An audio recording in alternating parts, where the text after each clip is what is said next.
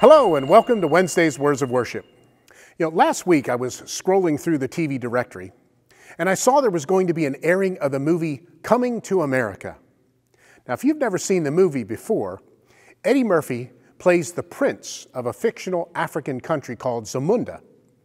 And traditionally, the prince is subject to an arranged marriage. But Murphy's character wants to break that tradition and desires to find a woman to marry that he loves. So he comes to America to find his bride. He disguises his identity of a prince by adopting a very humble lifestyle and takes a job at a fast food chain. He eventually finds a woman he likes, and while having dinner together one evening, the woman says to him, "You have a certain character about you that raises you above the petty and the mundane. It's almost regal."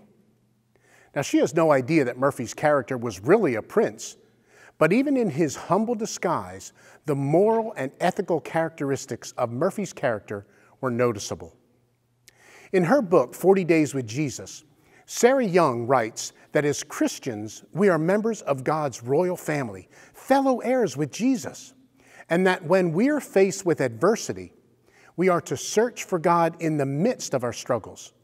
We are to ask Him to help us suffer well in a manner worthy of royalty. Just like Murphy's character, his disguise did not negate his true royal status.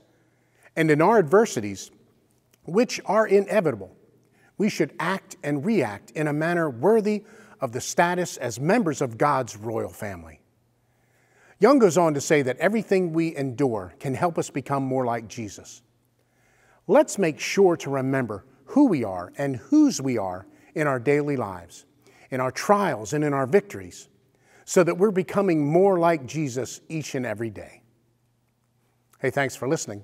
I'm Kevin, and I hope to see you again next week.